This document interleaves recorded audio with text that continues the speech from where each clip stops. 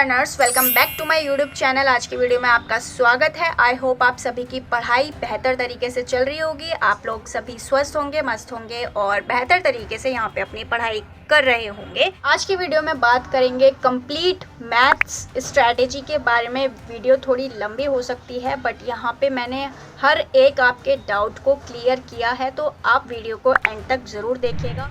और साथ में जो भी इस चैनल पर पहली बार विजिट कर रहे हैं तो वो इस चैनल को सब्सक्राइब कर लें, क्योंकि यहाँ पर आपको दिल्ली पुलिस एग्ज़ाम से रिलेटेड जो भी गाइडेंस है, जो भी हेल्प है as a sister, as a mentor आपको मिलती रहती है। तो चैनल को सब्सक्राइब करके ज़रूर रख लें, जिससे आपके पास टाइम टू टाइम वीडियोस यहाँ पे पहुँचती रहे। तो आज की वीडियो में हम बात करने वाले हैं मैथ्स के सिलेबस के बारे में, ऑफिशियल नोटिफिकेशन का क्या सिलेबस है और डिटेल में यहाँ पे क्या सिलेबस है, दिल्ली पुलिस कांस्टेबल एग्जाम में मैथ्स का क्या वेटेज रहने वाला है, किस टाइप के क्वेश्चंस यहाँ पे पूछे जाते हैं। तीसरा, यहाँ पे कौन से ऐसे इंपॉर्टेंट चैप्टर हैं जिनमें से लगातार दिल्ली पुलिस कांस्टेबल एग्जाम में पूछा जाता है।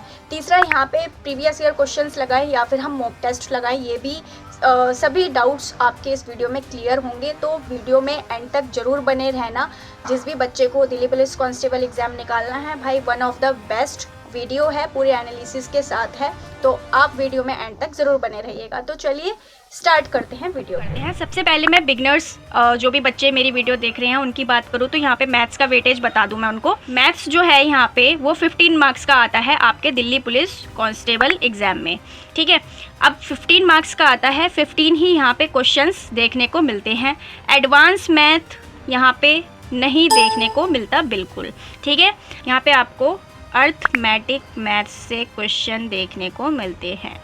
अब अर्थमेटिक मैथ्स से भी क्वेश्चन किस तरीके से आते हैं, या एडवांस जाते हैं या फिर नॉर्मल ही आते हैं, कैलकुलेटिव आते हैं, लेंथी आते हैं, तो इन सब चीज़ों के बारे में बात करेंगे। सबसे पहले मैं बात करूँ आपके ऑफिशियल नोटिफिकेशन में सिलेबस के बारे में। तो यहाँ पे ऑफिशियल नोटिफिकेशन में जो भी सिलेबस दे रखा होता है ना आपका, वो थोड़ा डिटेल में यहाँ पे नहीं रहता, बस मोटे मोटे टॉपिक्स दे दिए जाते हैं। जैसे कि मैंने साइड में भी यहाँ पे पिन कर दिया है अर्थमेटिक मैथ्स का सिलेबस, मतलब दिल्ली पुलिस कांस्टेबल एग्जाम में मैथ्स का सिलेबस पर्टिकुलर क्या क्या रहता है। तो उसमें समझ में नहीं आता कि लाइक कहाँ से क्या क्या पूछ रहे हैं। एक सिर्फ इन्होंने हिंट दे रखा है कि लाइक ये चीज़ें हैं, ये हम पूछेंगे और आप इसके अकॉर्डिंग प्रिपेयर करो। बट अगर मैं बात करूँ यहाँ पे कि एग्ज़ाम में क्या कुछ क्वेश्चंस पूछे जा रहे हैं, क्या कुछ क्वेश्चंस नहीं पूछे जा रहे हैं, तो उसके बारे में आइडिया कहाँ से मिलता है, तो ऑब्वियसली वो मिलता है प्रीवियस ईयर क्वेश्चंस से।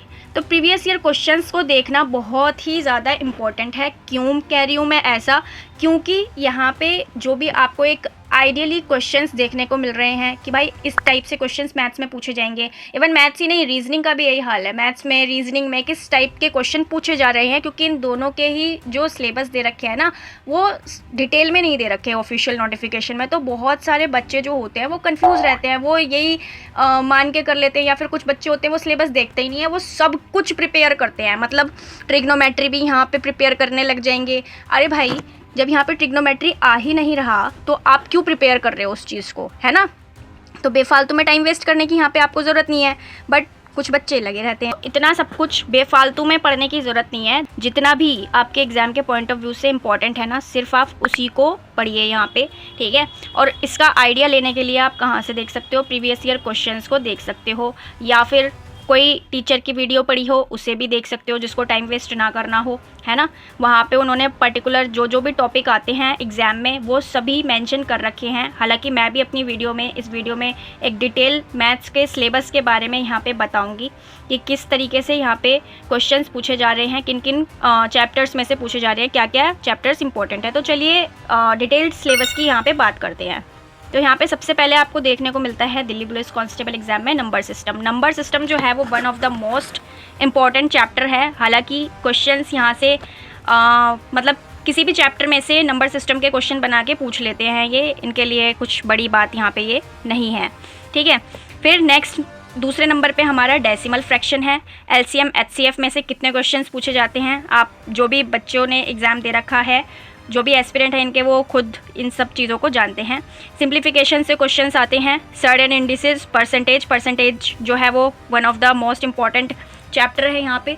फिर रेशो प्रपोर्शन, परसेंटेज को भी बना के रेशो प्रपोर्शन में से भी क्वेश्चंस यहाँ पे ठीक ठाक देखने को मिलते हैं। Average, profit loss, SI, simple interest से क्वेश्चन पूछे जाते हैं और कंपाउंड इंटरेस्ट से भी क्वेश्चन पूछे जाते हैं। हालांकि 1-2 क्वेश्चन होते हैं इसके, बट टॉपिक को तैयार करना आपके हाथ में है, क्योंकि हमें 15 मार्क्स में से 15 तो खैर किसी के नहीं आते, बट 15 में से 13 या फिर 12 तो हम ला ही सकते हैं। और हर एक टॉपिक को देखना, हर एक सब्जेक्ट को देखना हमारी रिस्पॉन्सिबिलिटी बन जाती है, क्योंकि एक मार्क्स हमारे लिए बहुत ज़्यादा इंपॉर्टेंट होता है ना। तो नेक्स्ट यहाँ पे डिस्काउंट की बात करें तो डिस्काउंट भी आता है, और टाइम एंड वर्क से भी बहुत सारे क्वेश्चन पूछे जाते हैं। कम से कम 3 से 4 क्वेश्चन या समटाइम्स 2 से 3 क्वेश्चन भी यहाँ से पूछ लिए जाते हैं। नेक्स्ट है pipe and cistern, time, speed, distance, race, train, boat and stream, 2D mensuration और 3D मेंसुरेशन, इन सभी के फॉर्मूलाज बेस्ड होते हैं, वो सब आपको याद कर लेने हैं, क्योंकि समटाइम्स सीधे जो एग्ज़ाम होता है उसमें फॉर्मूला भी पूछ लिए जाते हैं। तो आपकी ये रिस्पॉन्सिबिलिटी बन जाती है कि एटलीस्ट क्वेश्चंस भी नहीं आ रहे हैं, किसी के पास टाइम इतना नहीं बचा है, तो वो यहाँ पे एटलीस्ट इन सभी के फॉर्मूला तो याद करके जाए ही, है ना।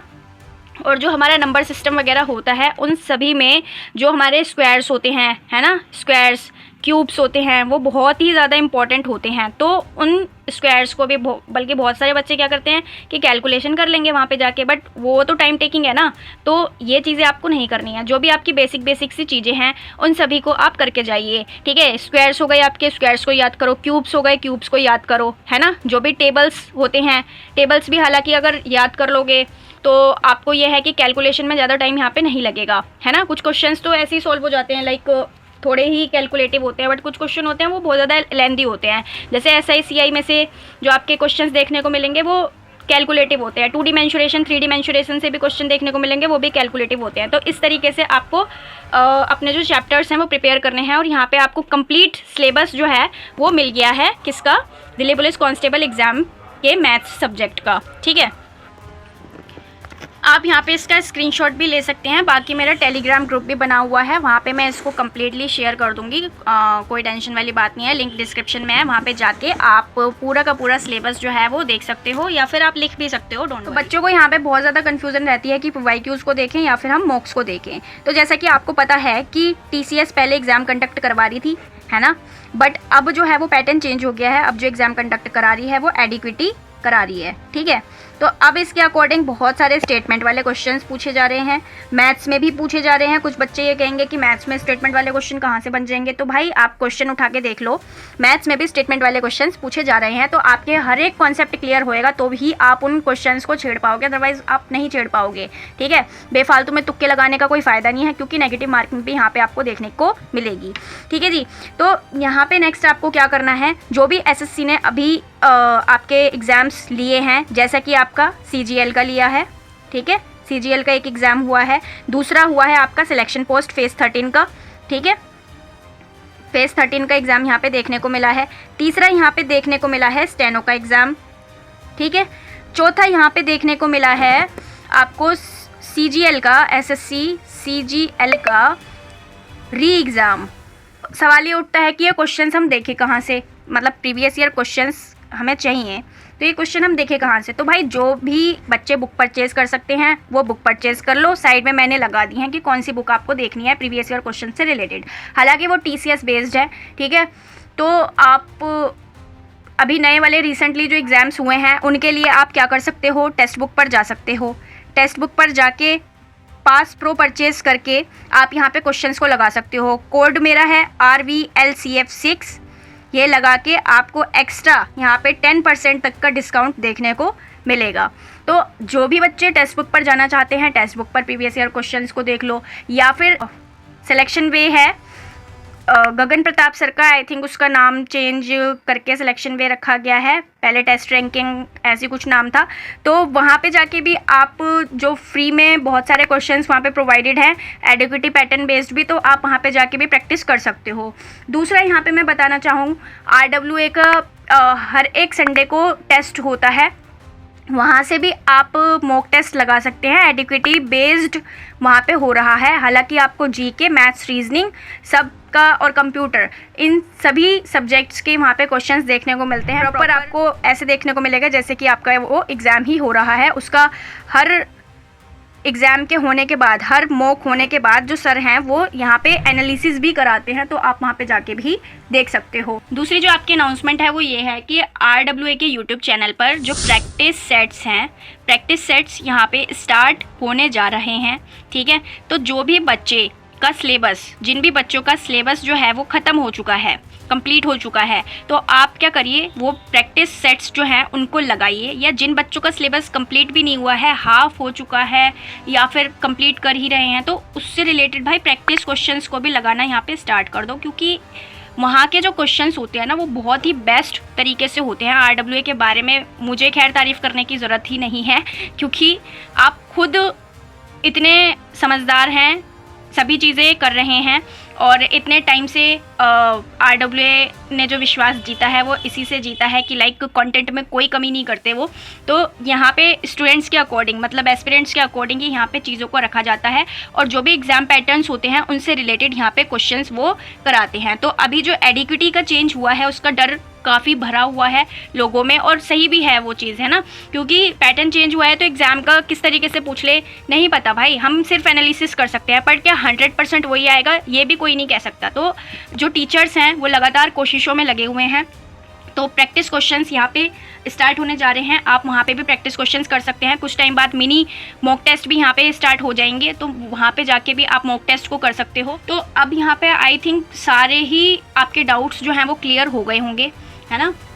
बाकी किसी को भी कोई भी डाउट आता है भाई, कमेंट सेक्शन में कमेंट करके आप ज़रूर बताइए कि हमें ये डाउट है, इसके बारे में आप हमें बताइए। या फिर आप टेलीग्राम चैनल्स हैं मेरे, है ना, वहाँ पे जाके भी आप सब्सक्राइब कर सकते हैं, पर्सनली मैसेज भी कर सकते हैं कि कोई भी आपके डाउट्स होते हैं regarding your preparation, I will make sure you कि मैं आपको ज़रूर रिप्लाई दूंगी। हर एक कमेंट का भी रिप्लाई देती हूँ मैं। आप जो मेरे को पर्सनली मैसेज करते हैं, जिन्होंने भी पर्सनली मैसेज किए हैं मुझे, उन्हें पता है कि मैं यहाँ पे आपको रिप्लाई ज़रूर करती हूँ। और हाँ, एक इम्पॉर्टेंट बात और है, यहाँ पे मैथ्स में ना कुछ इंपॉर्टेंट चैप्टर्स हैं जिनमें से क्वेश्चंस आते ही आते हैं। उसमें से वन है डेसिमल। डेसिमल से आप प्रीवियस ईयर क्वेश्चन भी उठा के देख लो, आपको क्वेश्चंस देखने को मिलेंगे ही मिलेंगे, ठीक है। और यहाँ पे प्राइम नंबर से रिलेटेड भी आपको क्वेश्चंस देखने को मिल जाते हैं।